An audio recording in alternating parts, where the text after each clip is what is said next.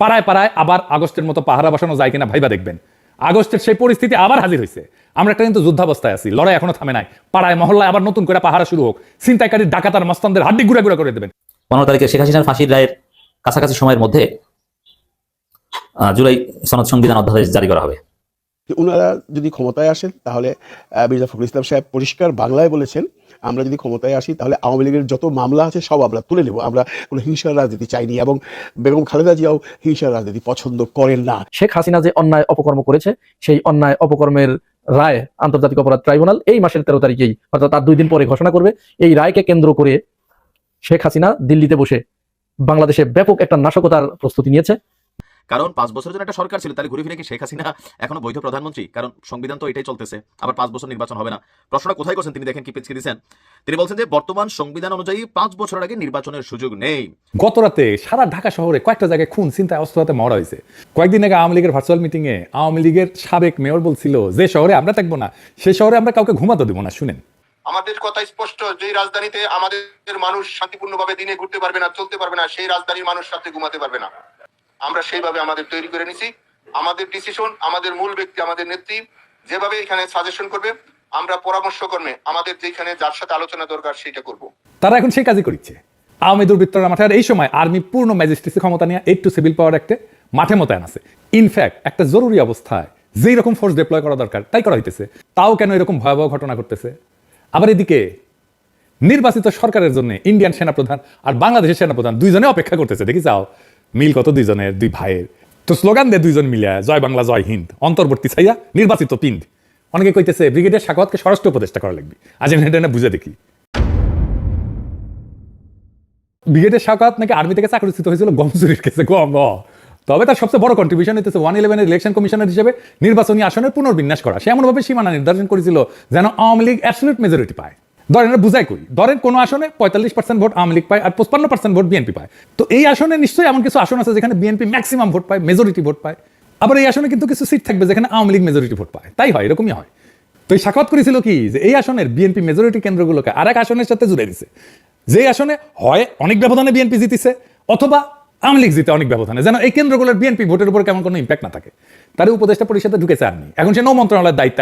আর এই সময় 250 lighter vessel সমুদ্রে পণ্য নিয়ে ঘুরতেছে যেন বাজারে সংকট তৈরি হয়। সে কিছুই করে নাই, এক কান্দে ঢুকে আর এক কান্দে বের করে দিচ্ছে। এই হইতেছে তার ক্ষমতা।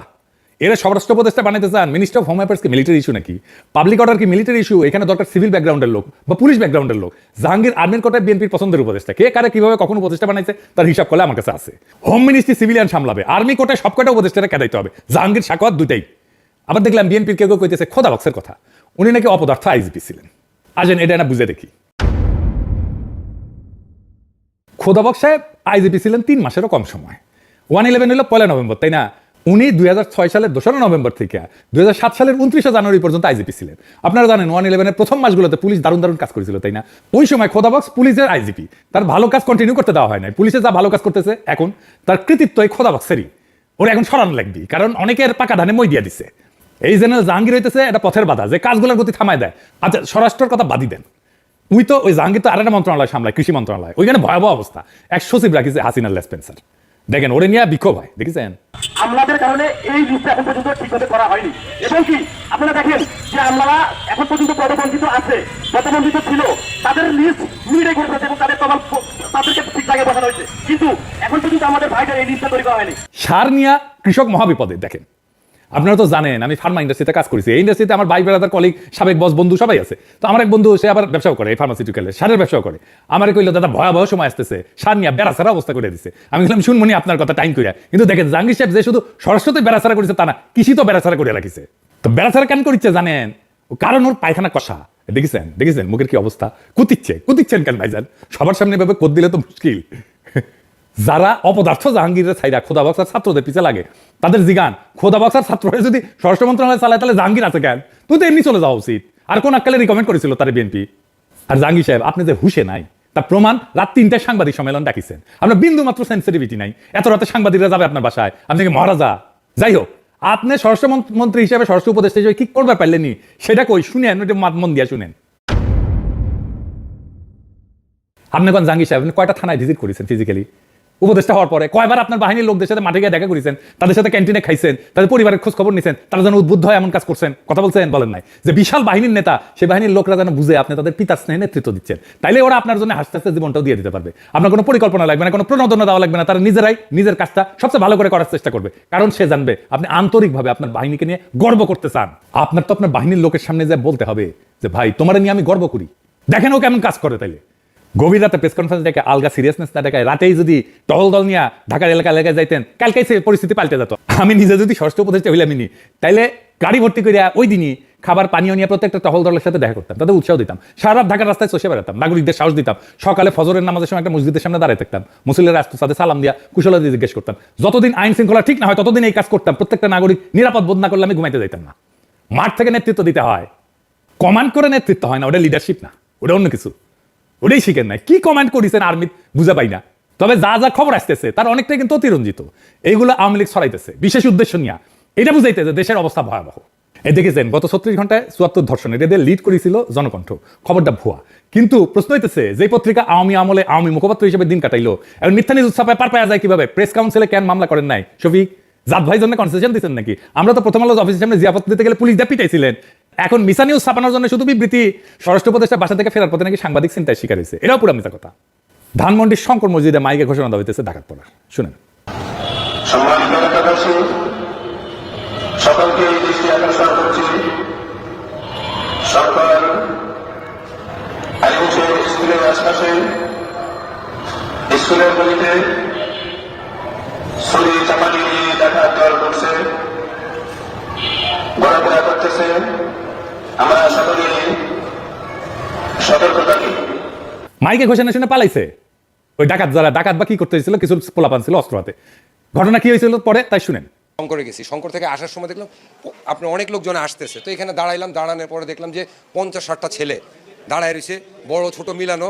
তো বললাম যে এলাকার ভিতরে এইটা কি? তো ওকে জিজ্ঞেস করলাম যে এরা কারা? ওকে ভাই আমি চিনি না।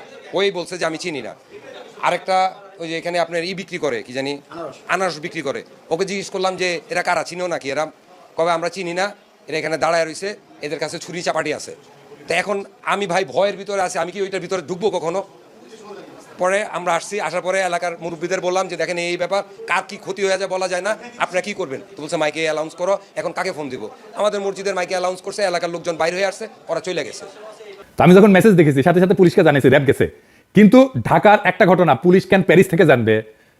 জাতীয় জরুরি সেবা হচ্ছে 999, এই নাম্বারে কল করবেন। যেমন কোনো অপরাধ সংগঠন, দুর্ঘটনা, অগ্নিকাণ্ড, তাৎক্ষণিক সহায়তার জন্য 999 নম্বরে কল করবেন। 24 ঘন্টা আপনারা কল শুনবে, এটা রেকর্ড হয়। আর আপনার নিকটস্থ থানার ওসির নাম্বারটা রাখবেন, ওদেরকে থানার ফোন নাম্বারটা রাখবেন, ওইখানে জানাবেন। তবে ওসির নাম্বার আছে জন্য আপনার বাসার মুরগি হারাইছে জন্য আপনি ওসির ফোন দিবেন, সেটা আবার কইলেন না। আমাদের অনেক সময় পরিমিতি বোধ থাকে না। আমার ফোন নাম্বার তো এজমালি সম্পত্তি হয়েছে, সারাক্ষণ ফোন ব্যস্ত থাকে। আমার কাছে তো প্রফেসর ইউনূসের নাম্বারও আছে, আমি যদি রেগুলার ওনার মেসেজ পাঠাই উনি কাজ করতে পারবেন। মেসেজ পাঠাবো যে যেটা খুব জরুরি দরকার, ওনার দেখা দরকার কালে ভদ্রে, তাইলে উনি আমার মেসেজে গুরুত্ব দিবেন। যাই হোক, আইন শৃঙ্খলার অবস্থা পরিকল্পিতভাবে খারাপ করার সব ব্যবস্থা আওয়ামী লীগ করতেছে। শুধু কি আওয়ামী লীগ, আমাদের সুশীলদের প্রিয় মাহমুদুর রহমান মান্না, তার দল নাগরিক ঐক্য ঢুকেছে আওয়ামী লীগেরা, তারা বগুড়া শিবগঞ্জে যুবদলের নেতার বাসায় ককটেল হামলা করেছে। আমি কুচি করলে যে এই নাগরিক ঐক্য সাজা আওয়ামী লীগের হাড্ডি গুড়া গুড়া করে দিবেন, খালি কনফার্ম হবে না এগুলো আওয়ামী লীগ। সব গ্যাঞ্জামের পিছিয়ে আপনি আওয়ামী লীগ পাবেন। আগস্ট মাসে ডাকাতি করার জন্য আওয়ামী লীগ লোক ভাড়া করেছিল না, ভুলে গেছেন? দেখেন পাড়ায় পাড়ায় আবার আগস্টের মতো পাহারা বসানো যায় কিনা ভাইবা দেখবেন। আগস্টের সেই পরিস্থিতি আবার হাজির হয়েছে। আমরা একটা কিন্তু যুদ্ধাবস্থায় আছি, লড়াই এখনো থামে নাই।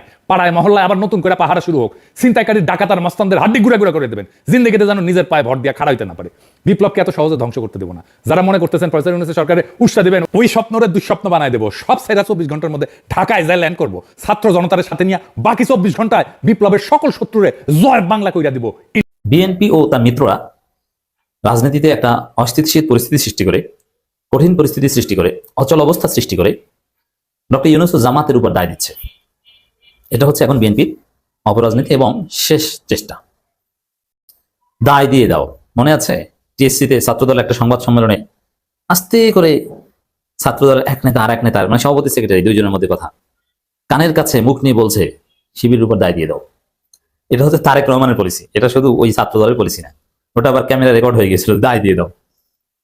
এই দায় দেওয়ার রাজনীতি বিএনপি করে। তারেক রহমান বিএনপি ছাত্রদল সবাইকে বলেছেন যে তোমরা আকাম করলে যতটা সম্ভব জামাত শিবিরের উপর দায় দিয়ে দেবা। আর এখন শুধু জামাত শিবিরের উপর না, ডক্টর ইউনূস সরকারের উপরও দায় দেওয়ার চেষ্টা করা হচ্ছে। যেমন এই যে গণভোট নিয়ে যে অচল অবস্থা, জুলাই সনদ নিয়ে যে অচল অবস্থা, যেগুলো অচল অবস্থা আসলে কেটে যাবে, এটা বিএনপির অচল অবস্থা, কিন্তু ওভারঅল ডক্টর ইউনূস সঠিক সিদ্ধান্ত নেবেন আমরা আশা করতে চাই, এবং জুলাই সনদ বাংলাদেশে বাস্তবায়ন হবে এবং নোট অফ ডিসেন্ট মিশন এগুলো থাকবে না। তো বিএনপির মন খারাপ যে তাদের নোট অফ ডিসেন্ট জয় বাংলা হয়ে যাচ্ছে ইত্যাদি ইত্যাদি। তো এই জায়গায় দেখেন, ইউনূস গণভোটের তারিখ জাতীয় নির্বাচনের দিন ঘোষণা করবেন না তার আগে, এটা জামাতও জানে না, বিএনপিও জানে না। কি করবেন একটা অনিশ্চয়তার মধ্যে। কিন্তু জামাত কিন্তু কান্নাকাটি করছে না, জামাত আত্মবিশ্বাসের সাথে রাজপথে আন্দোলন করছে আগে গণভোটের দাবিতে, কিন্তু বিএনপি কান্নাকাটি করছে। আসলে অচল অবস্থাটা তো বিএনপির, অন্য কোনো দল বা জাতীয়ভাবে অচল অবস্থা, এবং সরকারের মধ্যেও কোনো হতাশা বা দ্বিধাদ্বন্দ্ব নেই। তারা কনফিডেন্ট যে না, আমরা এটা করবই, শীঘ্রই করব। সম্ভবত আজকে এই বৈঠকে বসে একটা সিদ্ধান্ত নিবে তারা। 15 তারিখে শেখ হাসিনার ফাঁসির রায়ের কাছাকাছি সময়ের মধ্যে জুলাই সনদ সংবিধান অধ্যাদেশ জারি করা হবে। এই বিষয়ে সরকার ড্রাফট ম্যাপ রেডি করেছে। আর সংবিধান অধ্যাদেশ, গণভোট কখনো ওটা পরের বিষয়, কিন্তু অধ্যাদেশ জারি এটি বিএনপি মানতে পারছে না, কারণ নোট অফ ডিসেন্ট বাদে এই অধ্যাদেশ। তো এই জায়গায় এই যে পরিস্থিতি, যেটাকে বিএনপি বলছে অচল অবস্থা, কিন্তু আসলে এটা বিএনপির অচল অবস্থা, জাতীয় অচল অবস্থা নয়। কারণ অন্য কেউ হতাশ নয়, অন্য কেউ চুপচাপ বসে থাকেনি, কিন্তু বিএনপি হতাশ, আটকে আছে। এটার জন্য বিএনপি বলছে যে এই পরিস্থিতি সৃষ্টি করছে জামাত এবং ইউনূস সরকার দায়ী। বিএনপি বলছে, বিএনপি মিত্ররাও বলছে প্রতিনিয়ত। যদিও বিএনপি স্থায়ী কমিটি মিটিং করে সিদ্ধান্ত নিয়েছে এবং নেতাদের জানিয়ে দিয়েছে সরকারের সাথে দূরত্ব সৃষ্টি হয় এমন কোনো কথা তোমরা বলবা না। স্থায়ী কমিটি জরুরি মিটিং করেছে, কিন্তু ইউনূসকে দায় দেওয়া, ইউনূসের বিরুদ্ধে বলা থেকে বিএনপি নেতারা বিরত থাকতে পারে না, অটোমেটিক্যালি মুখ থেকে বের হয়ে যায়। দেখেন, একটা কথা এখানে বলি প্রসঙ্গক্রমে, আপনি আর্টিফিশিয়ালি সবকিছু করতে পারবেন না। আর্টিফিশিয়ালি দুনিয়ার কোনো কিছুই সফল হয় না, ন্যাচারাল বা অর্গানিক হতে হয়। যেমন দুইটা বিষয় উদাহরণ দিই। শেখ হাসিনা 5 আগস্ট পরাজিত হওয়ার আগে পরাজিত হয়েছিলেন ফেসবুকে, সোশ্যাল মিডিয়ায়। সোশ্যাল মিডিয়া হাসিনার পতন হয়েছিল 5 আগস্টের বেশ আগেই। প্রোফাইল পিকচার লাল এবং কালোর দিন, লাল কালো করা, এটা ছিল শিবিরের কনসেপ্ট। তো লাল কালোর মাধ্যমে হাসিনার পতন হয়েছিল বেসিক্যালি, এটা হাসিনা স্বীকার করেছে। এখন সবাই, সেনা কর্মকর্তা থেকে শুরু করে অনেক সরকারি অফিসারও প্রোফাইল লাল করেছে, কালো করে নাই। কারণ এই যে হাসিনার পতন, অথচ এরা সিআরআইয়ের মাধ্যমে কোটি কোটি টাকা ফেসবুক, ইউটিউবে খরচ করতো জেতার জন্য, কিন্তু আসলে জনগণ তাদের পক্ষে না। 1000 কোটি টাকা খরচ করেও তারা ফেসবুক, ইউটিউবে জিততে পারেনি। আর জনগণ যে পক্ষে, তারা 1 টাকা খরচ না করেও জিতে গেছে। যেমন প্রোফাইল পিকচার লাল করতে হবে, হাসিনার বিরুদ্ধে বলতে হবে, এই জন্য 4 আনাও খরচ করে নেই বিএনপি, জামাত, সাধারণ জনগণ, ছাত্ররা, সমন্বয়করা 1 পয়সাও খরচ করেনি, কিন্তু তারা জিতে গেছে। This is reality. এরপরে দর্শক, এই যে বর্তমান যে অনলাইন রেস, এখানে বিএনপির অবস্থা খুবই খারাপ, জামাতের অবস্থা খুবই ভালো। জামাত বিএনপির চাইতে ডাবল এগিয়ে, জামাতের অর্ধেক শক্তি বিএনপির সোশ্যাল মিডিয়ায়। এই জন্য বিএনপি কোটি কোটি টাকা খরচ করছে, মিডিয়া সেলকে ট্রেনিং দিচ্ছে, কমিটি গঠন করছে, অক্সফোর্ড ক্যামব্রিজ থেকে পিএইচডি করা লোক এনে কমিটি গঠন করছে, কিন্তু কিচ্ছু করতে পারছে না। আর জামাত ইন রিয়ালিটি 1 টাকাও খরচ করে না। সাপোজ এই যে আমরা যারা জামাতের পক্ষে ন্যারেটিভ বিল্ড আপ করি, জামাত আমাদেরকে ঠিকমতো চেনেও না।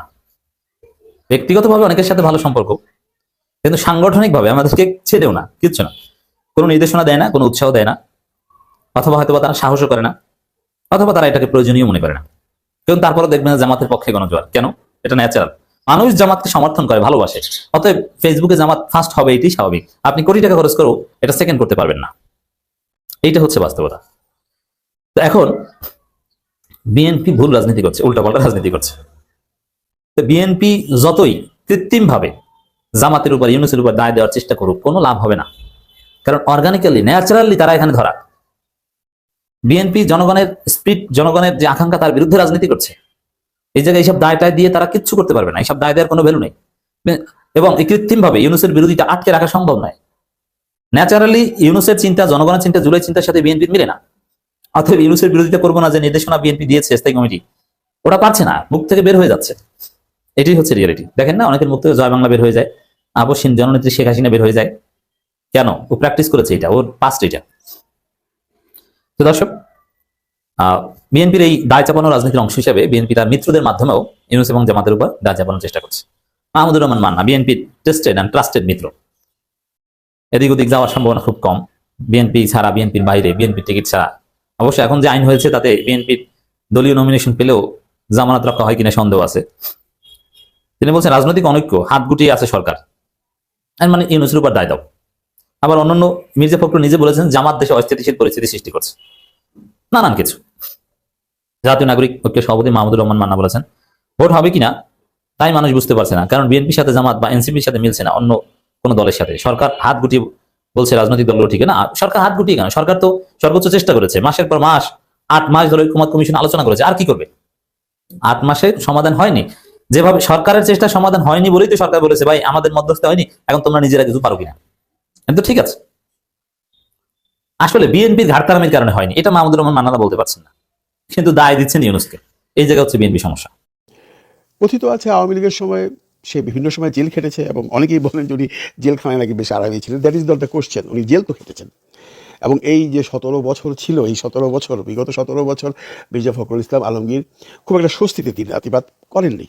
বিভিন্ন সময় বিভিন্নভাবে তাকে জেলে যেতে হয়েছে এবং জেল থেকে বেরিয়েছে, আবার গেছে, আবার এসছে, কিন্তু কখনোই উনি বিএনপিকে ছাড়েননি বা বিএনপির সাথে কোনো বিট্রে করেননি বা দল পরিবর্তন করেননি, বা বিএনপির কেউই বলতে পারবে না যে এই ভদ্রলোক বিএনপির জন্য নিবেদিত প্রাণ নন। দু একটি বিচ্ছিন্ন ঘটনা আছে, আমরা দেখেছি উনি বিভিন্ন সময় নিজের রাগ সংবরণ করতে না পেরে বিভিন্ন মিছিলে ধাক্কা দেওয়া, ফেলে দেওয়া বা রাগ করে চর দিতে যাওয়া, এই ধরনের ঘটনা ঘটিয়েছে। এগুলোকে আমরা নর্মালি ধরতে পারি, কারণ মানুষের যখন ভীষণ রাগ হয়ে যায় তখন সে ভুলে যায় সে কোন জায়গায় আছে, কোন পরিস্থিতিতে আছে এবং কি করা উচিত বা কি করা উচিত নয়।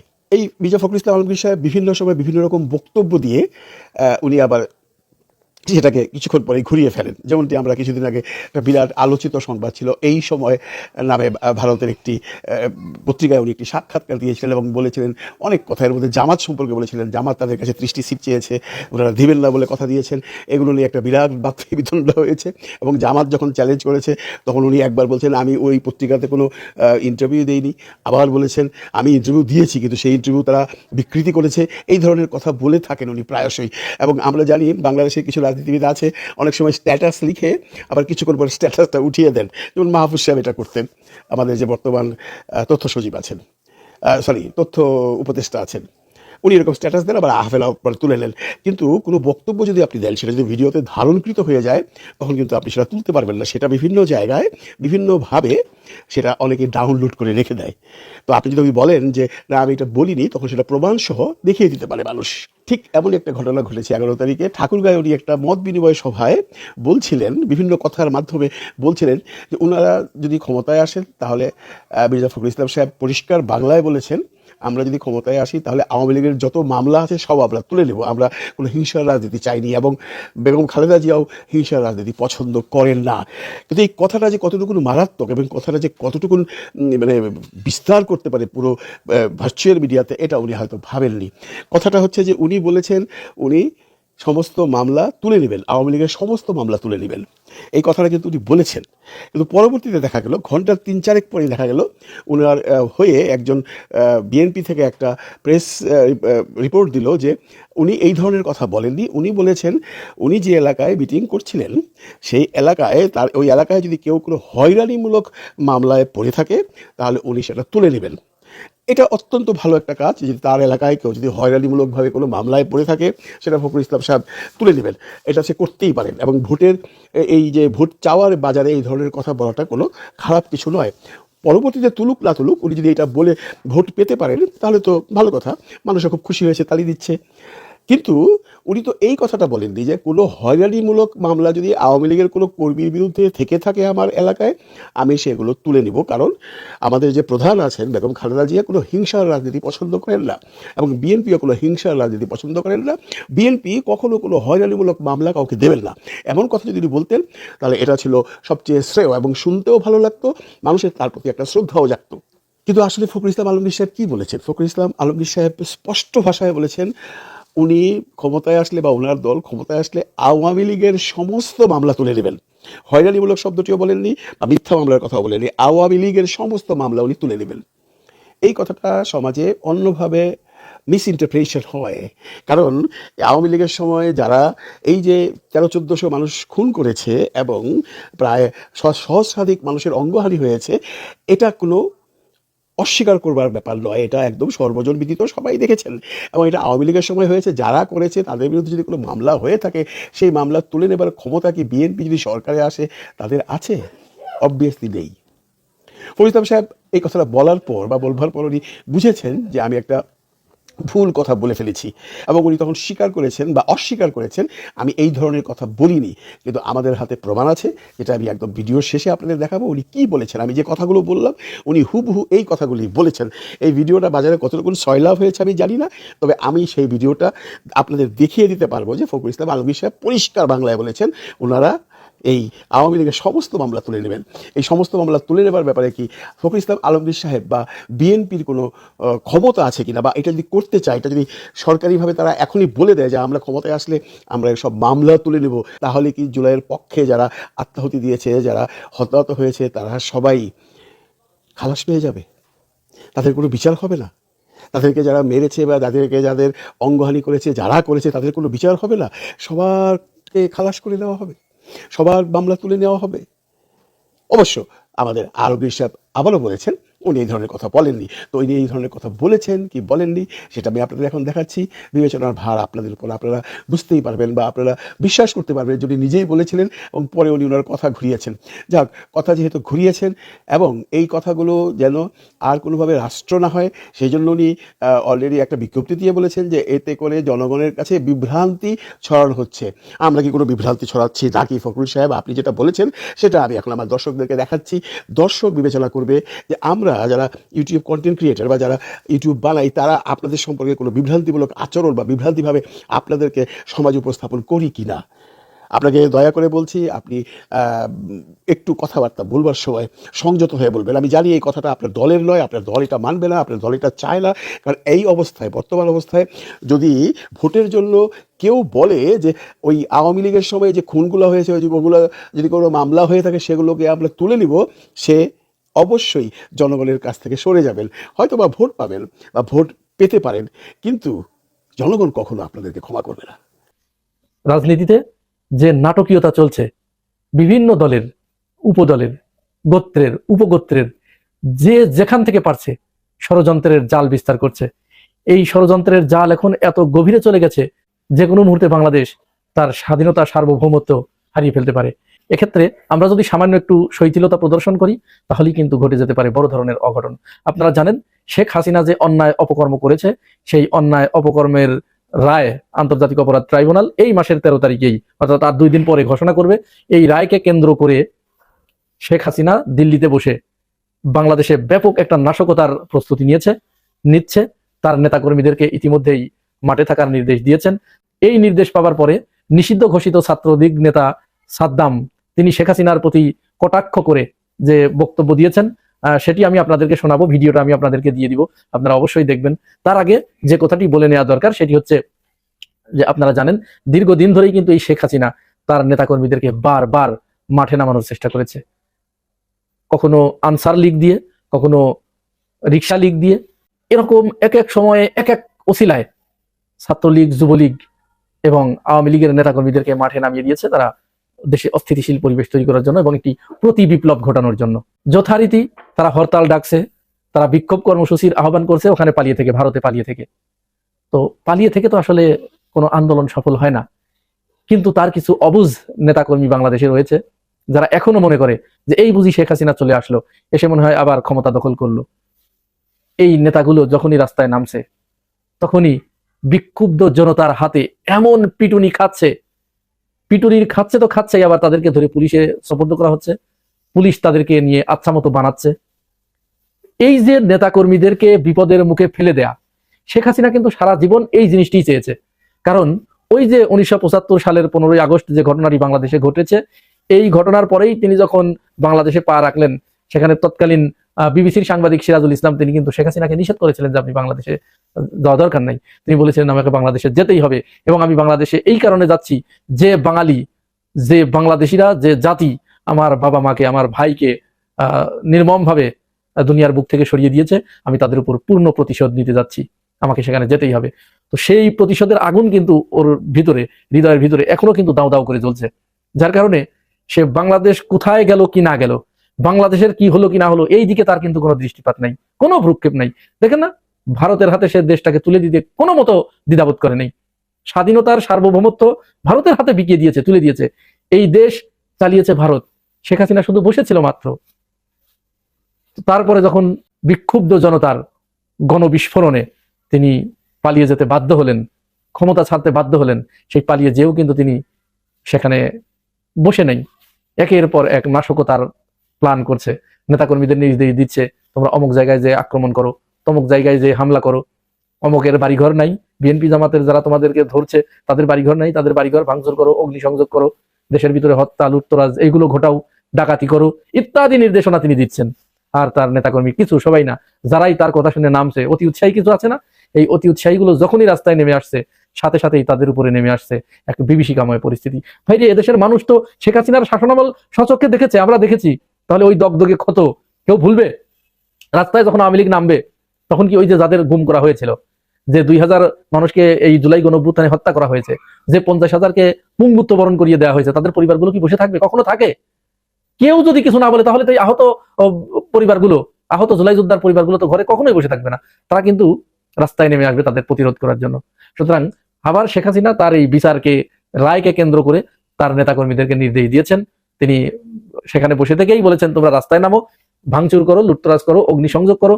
ভারত থেকে বিভিন্ন অস্ত্রের চোরাচালান বাংলাদেশের ভিতরে পাঠিয়ে দেওয়া হয়েছে, বিভিন্ন ধরনের নাশকতার পরিকল্পনা করা হয়েছে। নাশকতার তীব্রতা এত ভয়ঙ্কর যে গোয়েন্দা সংস্থা কিন্তু এই রিপোর্টগুলো প্রকাশ করেছে। তো তার এই সমস্ত বক্তব্যের পরে 13 তারিখে তার নেতাকর্মীদেরকে যখনই তিনি মাঠে নামার নির্দেশ দিয়েছেন, সাথে সাথে বাংলাদেশের আপামর জনসাধারণ আবার কিন্তু ফুঁসে উঠেছে। তারা কেউ বাঁশের লাঠি, কেউ জাতীয় পতাকা, কেউ পাইপ, এইগুলো হাতে নিয়ে তারা কেউ কেউ ঘোষণা দিয়েছেন 13, 14, 15, 16 মাঠে থাকবো। আবার কেউ কেউ বলছেন যে কোন 13, 14 বুঝি না, লীগ পাইলেই পিটুনি, শুধুমাত্র তাবলিগ বাদে। তাবলিগ বাদে লীগ শব্দ যেখানে থাকবে সেখানে মায়ের ছাড়া কোনো কথা নাই। তাহলে আওয়ামী লীগের নেতাকর্মীরা আপনারা কি চিন্তা করতে পারছেন আপনারা যদি রাস্তায় নামেন পরিস্থিতিটা কোন পর্যায়ে যাবে?